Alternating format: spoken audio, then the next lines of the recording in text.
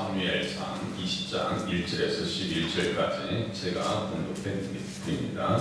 다윗이 라마 나옅에서 도망하여 요나단에게 이르되 내가 무엇을 하였으며 내 죄악이 무엇이며 내 아버지 앞에서 내 죄가 무엇이기에 그가 내 생명을 찾느냐. 요나단이 그에게 이르되 결단코 아니라 내가 죽지 아니하리라. 내 아버지께서 크고 작은 일을 내게 알리지 아니하고는 행하지 아니하나니 내 아버지께서 어찌하여 이 일을 내게 숨기리요. 그렇지 아니하니라. 다윗이 또 맹세하여 이르되 내가 내게 은혜 받은 줄을 내 아버지께서 밝히 알고 스스로 이르기를 요나단이 슬퍼할까 두려운즉 그에게 이것을 알리지 아니하리라 함이니라. 그러나 진실로 여호와의 살아계심과 내 생명을 두고 맹세하노니 너와 지금의 사이는 한 걸음뿐이니라. 요나단이 다윗에게 이르되 내 마음의 소원이 무엇이든지 내가 너를 위하여 그것을 이루리라. 다윗이 요나단에게 이르되 내일은 초하루인즉 내가 마땅히 왕을 모시고 앉아 식사를 하여야 할 것이나 나를 보내어 셋째 날 저녁까지 들에 숨기하고 네 아버지께서 만일 나에 대하여 자세히 묻거든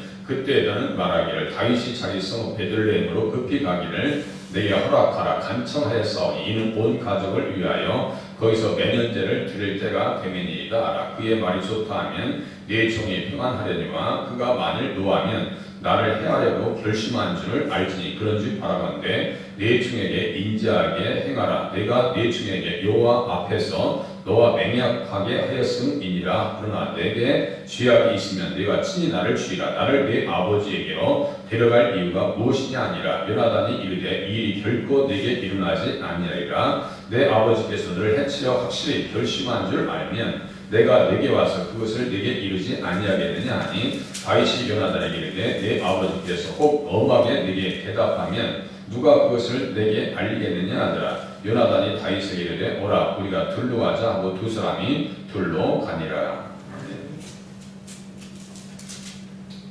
20장은 크게는 이제 다윗과 요나단이 언약하고 약정하는 그런 내용이 나옵니다.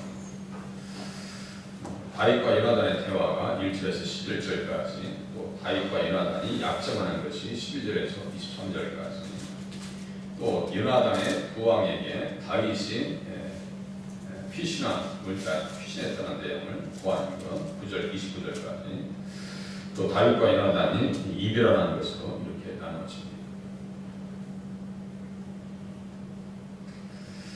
다윗은 사울 왕으로부터 생명의 안정을 위해서 도피했었습니다. 그래서 다윗이 라마 나옅에서 또 도망합니다. 그러니까 참 사울을 지배하지. 도피하는 과정 속에서 누굴 만나냐면 요나단을 만납니다. 왕께서 왜 자기를 죽이려고 하는지 도무지 알 수 없다고 이야기합니다. 요나단에게 이르되 내가 무엇을 하였으며 20장 1절 내 죄악이 무엇이냐. 아니 정치적으로 뭐 잘못한 것이 있다든가 뭐 국가적으로 실패한 것이 있다. 전쟁 나와서 패배한 일이 있다든가 뭐 사울을 공개적으로 비판했다든가 뭐 그런 일이 있어야 될 거 아니에요. 망신을 줬다든가 그게 하나도 없잖아요. 내 죄악이 무엇이며 내 아버지 앞에서 내 죄가 무엇이기에 그가 내 생명을 찾느냐. 무고함에 대한 이야기를 요나단에게 얘기합니다. 그때 요나단이 다윗에게 말합니다. 결코 아니라 결단코 아니라 내가 죽지 아니하리라. 내 아버지께서 크고 작은 일을 내게 알리지 않냐고서는 행하지 아니하니 내 아버지께서 어찌하여 이 일을 내게 숨기리요. 그렇지 아니하니. 다윗을 죽이려고 하는 의도를 요나단까지도 깊이 헤아리지 못했어요. 그때까지. 설령 또 그냥 어쩌다 그렇게 화가 나서 그럴 수 있었겠지 정도로 생각했을 겁니다. 그 말을 들은 다윗이 혹시 왕께서 나를 해치려고 하는 결심을 하셨지만 요나단에게 알리지 않았을 것이다. 왜냐하면 슬퍼할까 두려운 줄 3절에 써있죠. 슬퍼할까 두려운 줄 그에게 이것을 알리지 아니하리라 함이니라. 그러나 진실로 여호와의 살아계심과 네 생명을 두고 맹세하노니 나와 죽음 사이는 한 걸음뿐이니라. 경각에 달려 있습니다. 다윗의 목숨이요 경각에 달려 있습니다. 이러할 때 다윗은 하나님과 가장 가까운 사이가 돼요. 사람들이 죽음에 임박하면은 그래도 하나님 앞에서 한번 돌아보려고. 어떤 위대한 종교 지도자는 내가 지옥에 간다고 하고 갔어요. 참, 그건 회개하지 못한 것이 너무너무 안타까운데, 한국 정말 불교의 큰 스승이었던 사람이 그렇게 얘기했어요. 나는 사탄의 자식이다 할 정도로 그렇게 정말 깨달았습니다. 그걸 보면서요, 야, 회개까지 했더라면 얼마나 좋았겠어요. 주님까지 만났더라면. 사람이 죽음 앞에 있을 때는요, 특별히 믿음의 사람들은 누구랑 가깝다고요? 예수님과 아주 가깝습니다. 네, 나와 죽음 사이는 한 걸음뿐이니라, 이렇게 얘기합니다. 그래서 어떤 제안을 하냐면요, 3일 동안 나를 숨겨달라. 3일 동안. 그리고 왕인의 고향으로 갔다고 말해주어라. 그 말을 했을 때 진노하면 나를 죽이려고 한 것이 확실하니까 나를 좀 인자하게 대우해달라. 이제 5절부터 8절까지 돼요. 다윗이 요나단에게 이르되 내일은 초하루인즉 쭉 얘기하면서 나를 보내어 셋째 날 저녁까지 들에서 숨게 해 주어라. 발설해 주지 말라는 얘기지. 숨게 하고 6절에 보니까 다윗이 자기 성읍 베들레헴으로 급히 가기를 내게 허락하라. 간청해서 내가 보냈습니다. 라고 얘기하라는 얘기. 그의 말이 좋다 하면 네 종이 평안하려니와 7절 그가 만일 노하면 나를 해하려고 결심한 줄을 알지니 그런즉 바라건대 네 종에게 인자하게 해마라. 인자하게 해마라.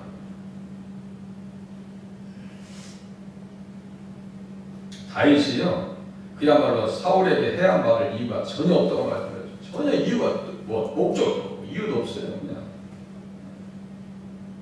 천부장으로 삼았을 때 일을 제대로 하지 않았나. 계속해서 그 와중에서도 블레스 사람들을 물리쳐줬죠.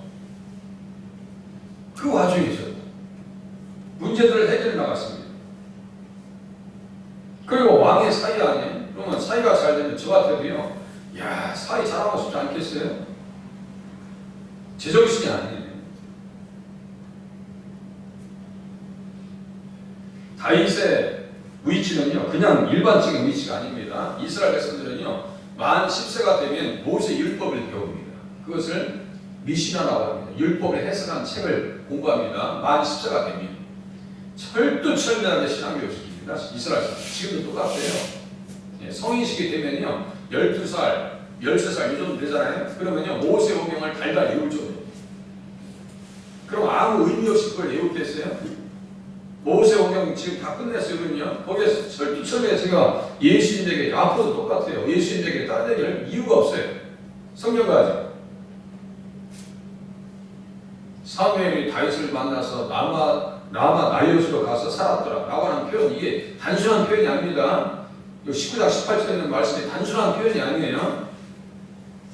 같이 사무엘 만나서 다윗이 바둑도 뺐냐고요. 무슨 고스톱을 있겠어요? 뭐 있겠어요? 그럴 사람들이 아니에요. 사울은 기도 쉬는 것을 죄하고 알았던 사람이고, 같이 기도하면 하나님의 뜻을 구하고 하나님의 말씀을 붙잡고 말이죠. 같이 영성을 같이 관리해 나갔습니다. 그 당시에 실질적인 지도자가 사울이었어요. 원로였고요. 사울과 사무엘이 죽었을 때는요, 물었던 사람이 바로 사무엘의 위치였습니다. 그런데도 사무엘을 죽이고 말이에요. 대저 미시나라는 것을 공부했어요. 모세오경을 다 해석합니다. 그래서 선인 아브라함의 백성이 된 것, 아브라함의 자손이 된 것, 그리고 우리를 왜 하나님께서 선택하셨는가, 선택한 민족 중에서 지파 중에서 어떠한 지파가 가장 귀한 지파인가를 제가 또 얘기했죠. 창세기 49장 8절에서 10절까지 있는 말씀은요, 달달 읽으셔야 돼요.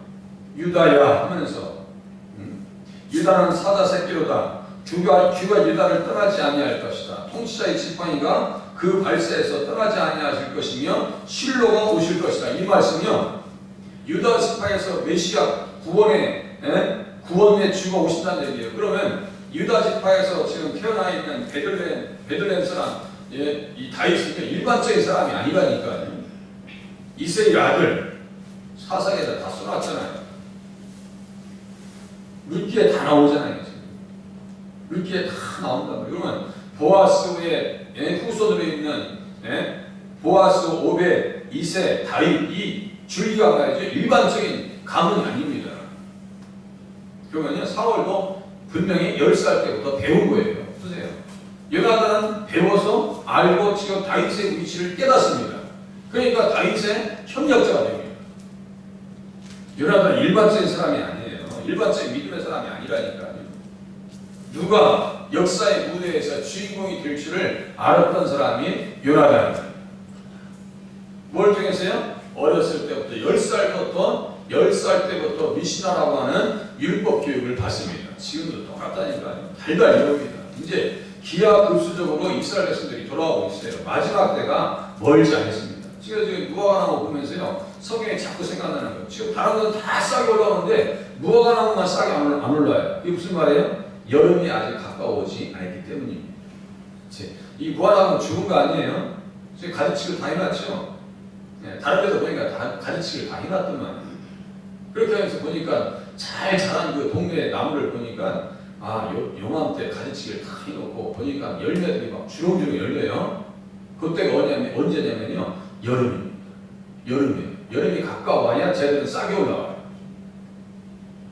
무화과나무에서 싹이 열려지고 나무 잎이 연해지면 그때가 가까운 줄 알라라고 주님께서 말씀하셨어요. 마지막 때입니다. 지금 이스라엘 백성들이 기하급수적으로 돌아오고 있다니까요. 예수 믿는 사람들이 많아지고 있다고. 그 사람들은 뭘 배웠다고요? 모세 오경을요 달달 외우는 사람들이에요. 그러니까 생각이 되게 유연합니다.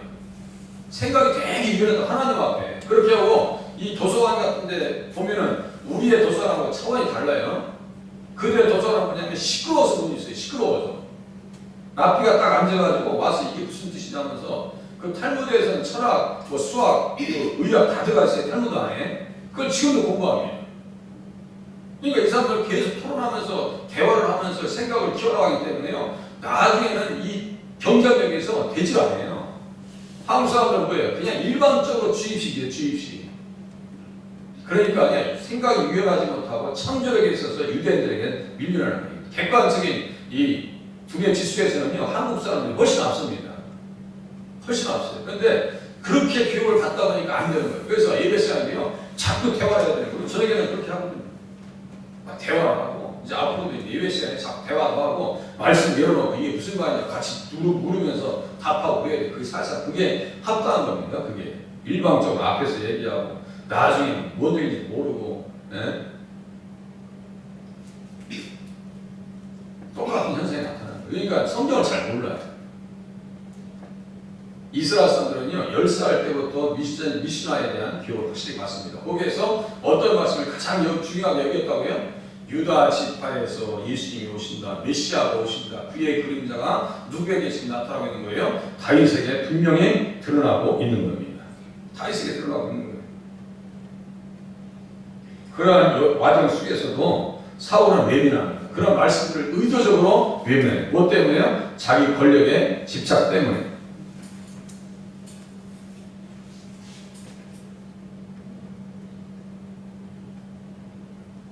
8절 보세요. 그런즉 바라건대 네 중에게 인자하게 행하라. 내가 네 중에게 여호와 앞에서 너와 맹약하게 하였음이니라. 그러나 내게 죄악이 있으면 내가 친히 나를 죽이라. 나를 내 아버지에게로 데려갈 이유가 무엇이냐 하니라. 요나단 얘기합니다. 이 일이 결코 내게 일어나지 아니하리라. 내 아버지께서 너를 해치려 확실히 결심한 줄 알면 내가 내게 와서 그것을 내게 이르지 아니하겠느냐 하니라. 다윗이 요나단에게 이르되 내 아버지에게서 혹 엄하게 내게 대답하면 누가 그것을 내게 알리겠느냐 하더라. 요나단이 다윗에게 이르되 오라 우리가 둘로 가자 하고 두 사람이 둘로 가니라. 그 자리에서요 요나단이 그야말로 아버지와 같은 마음을 가지고 있으면요 죽일 수도 있었어요. 그러니까 죽이는 거고 마음만 먹었으면요 요나단도 그 자기를 만나러 온 다윗을 죽일 수 있는 그러한 충분한 환경이 됩니다. 그런데 욕심이 전혀 없습니다. 왜 그랬을까요? 구원 역사의 주인공이 누군지를 알았기 때문입니다. 혈육이 아닌 구원 역사, 하나님의 역사의 물줄기가 누구에게 있는지를 요나단은 깨달은 거예요. 그게 중요한 거예요. 요나단에게 다윗이 중요한 것이 너무너무 중요한 것을 깨달아요. 그리고 무엇을 선택하느냐? 권력이 아닌 하나님의 의를 선택합니다. 권력을 선택하지 않아요. 하나님의 공의를 선택합니다. 하나님의 의가 어떻게 하나님께서 준비하고 계시는가 이것을 깨달았다니까요. 권세주의가 아니에요. 기회주의자가 아닙니다. 요나단은 기회주의자가 아니에요. 하나님의 의가 어디에 있는지를 깨닫습니다. 또 그리고 시기와 질투가 아닌 하나님께서 기뻐하시는 방향이 뭔지를 알아요. 시기와 질투가 없어요. 요나단은. 생각해보세요. 완벽한 라이벌 아니에요? 아니 요나단을 왕으로 세웠다고 해서 누가 뭐라 할 사람 없어요. 함부로 말도 못해요. 그런데 요나단은 그런 마음이 전혀 없습니다. 기회주의자도 아니고요. 그리고 시기 질투에 사로잡히지도 않습니다. 왜? 요나단은 다윗이 어떤 인물인지를 깨달았기 때문입니다. 깨닫는 것. 하나님 앞에서 어떻게 해야 될지를 깨닫는 것이 너무 중요하다. 그러니까 요나단은 귀한 사람이고 천국의 사람이고 사울은 지옥에 합당한 사람이더라. 이거예요. 하나님 깨닫는 지혜를 허락하여 주시옵소서. 요나단과 같이 정말 자기에게 집중하는 것이 아니라 하나님의 대의 명분, 하나님의 대의 명분이 무엇인지를 깨달아서 하나님 앞에 복종할 수 있는 믿음을 허락하여 주시옵소서. 기도하시는 새벽이 되시기를 바랍니다.